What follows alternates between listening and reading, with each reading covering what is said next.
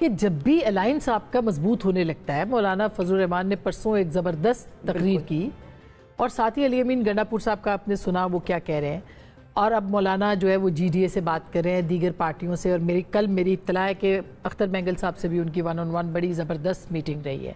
وہ الگ پارٹی بنا لیں گے، الگ الائنس بنا لیں گے، آپ تنہا رہ جائیں؟ نہیں، آئی تھنک ہم سب ایک دوسرے سے گفتگو کر رہے ہیں. علی امین صاحب نے جو الفاظ ادا کیے نہیں کرنے چاہیے تھے.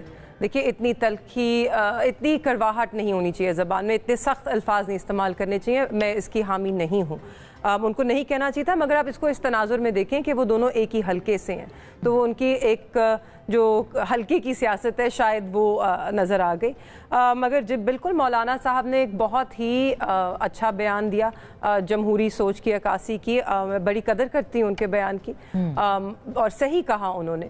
اور ہم تو پہلے دن سے یہی کہہ رہے ہیں کہ جو سیاسی جماعت اس موقف پہ آتی ہے، اس اصول پہ کھڑی ہوتی ہے کہ ہم نے جمہوریت کو مضبوط کرنا ہے اور جمہوریت کو بچانا ہے اور جو الیکشنز کا عمل ہے اس کو معنی دینا ہے. اچھا یہ سوال ان سے ہم گفتگو کریں گے. پختونخوا کی جو ابھی کاش کہ ان کا کوئی نمائندہ ہوتا ہم ان سے بات کرتے، مگر میں آپ ہی سے پوچھ لیتی ہوں، ان کی ساری شکایات پی ٹی آئی کے خلاف ہے بالکل، اور پھر بھی وہ آپ کے ساتھ کھڑے ہونے کو تیار ہے، اور پھر بھی پی ٹی آئی ان کو ساتھ نہیں. اور میں اس بات کی بھی حامی ہوں کہ خیبر پختونخوا میں بالکل ہمیں ایک انکوائری کمیشن بیٹھانی چاہیے ہے.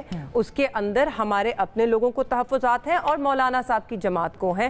ہمیں دونوں کو ایک ہی جتنی سنجیدگی سے دیکھنا چاہیے. اس معاملے پہ آپ کی شاہ محمود صاحب سے بات ہوئی ہے؟ جی ہماری تو بات ہوتی ہے. مسئلہ یہ ہے یہ جو بات کر رہے تھے کہ جماعت کے اندر لوگوں کو ایکسیس نہیں ہے. اب آپ یقین مانیں میرے والد سے کوئی جماعت سے مل ہی نہیں سکتا، صرف ہم خاندان ان سے ملے. خان صاحب اور میرے والد دونوں ایک دوسرے سے نہ گفتگو کر سکتے ہیں، نہ ان کے بیچ میں کوئی رابطہ ہے. حالانکہ وہ وائس چیئرمین ہے. وہ وائس چیئرمین ہے. خان صاحب نے کل ایک بیان بالکل بھی نہیں. تو آپ اب ایک جماعت کی آپ نے سینئر ترین لیڈرشپ جو ہے وہ ساری جیلوں میں ہے، ان کے بیچ میں کسی قسم کا رابطہ نہیں. اچھا میں اس پہ بات کرتی ہوں. ہم جب ملنے جاتے ہیں آسما، there's no privacy. اب تو شیشہ بھی لگ گیا ہے، آپ اونچا آپ کو بات کرنی پڑتی ہے. آپ کو پتا ہے کوئی کسی قسم کی پریویسی نہیں ہے، ایکسیس کنٹرولڈ ہے.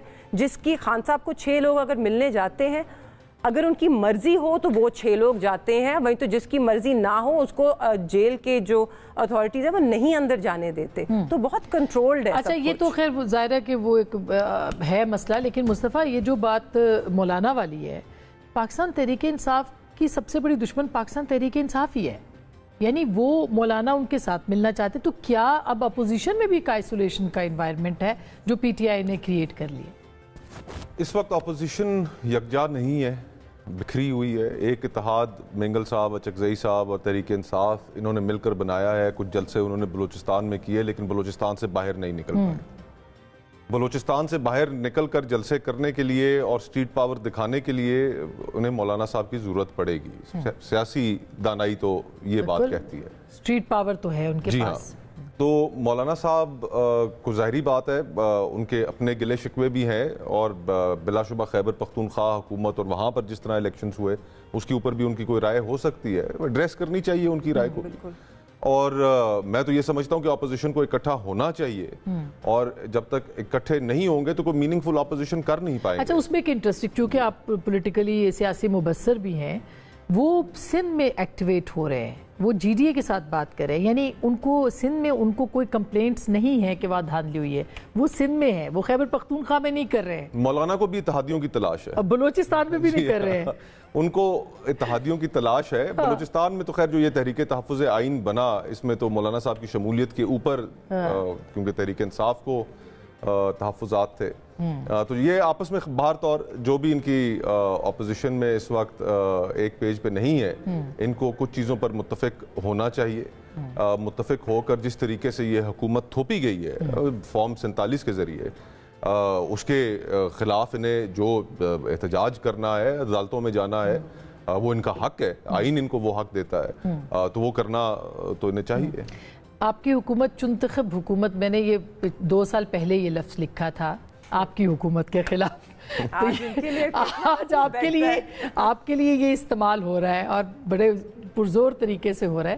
تو یہ کیا کر سکتے ہیں، آپ کی حکومت کیا کر سکتی ہے اس کریڈیبلٹی کو ختم یعنی جو ڈسکریڈٹ ہو رہی ہے آپ کی گورنمنٹ اس کے لیے آگے کیا کر سکتے ہیں؟ دیکھیے ہم دو ہی چیزیں کر سکتے ہیں اور دونوں کر رہے ہیں جی. پہلی یہ ہے کہ پارلیمان وہ فورم ہے جہاں پہ ڈائیلاگ اور ڈسکشن ہو سکتی ہے. اس کے لیے ہماری جماعت ایک سیاسی جماعت ہوتے ہوئے ہمیشہ اوپن رہے گی. کوئی عمران خان کے نہ خوف میں نہ اس کے شوق میں, but just because this is what political maturity requires. دوسری بات یہ ہے کہ جو ایگزیکٹو کا کام ہے وہ جاری رہے گا. دیکھیے آئی ایم ایف کے ساتھ ابھی آگے پروگرام پہ بات ہو رہی ہے, سعودی عربیہ کے ساتھ انویسٹمنٹس پہ کافی تیز سپیڈ سے کام چل رہا ہے, انرجی سیکٹر ریفارم سے کام چل رہا ہے.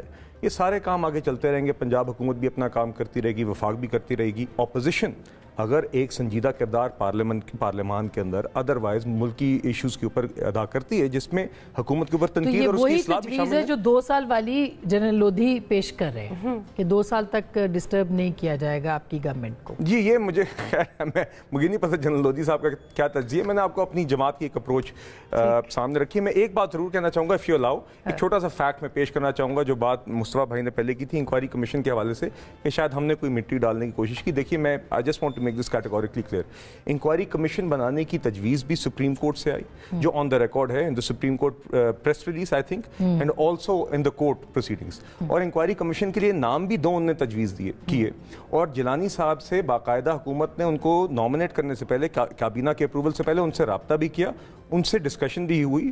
اس کے بعد بھی اگر ٹی او آرز پہ ان کے کوئی اعتراضات تھے وہ شیئر کر سکتے تھے. اصل وجہ آئی تھنک ان کے وڈرال کی وہی تھی جو ان کے خلاف ایک ویلیفیکیشن کیمپین سٹارٹ ہو گئی تھی. I just wanted to clarify this کہ حکومت کی اس ٹائم پہ کوئی پریروگیٹو نہیں تھا کہ وہ سمجھ رہی تھی کہ انکوائری کمیشن سنگل پرسن بنائے.